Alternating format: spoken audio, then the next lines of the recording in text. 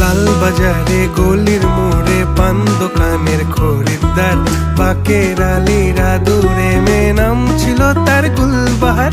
লাল বাজারে গলির মোড়ে পান দোকানের খরিদ্দার, বাকের আলীরা দূরে মেয়ে নাম ছিল তার গুলবাহার।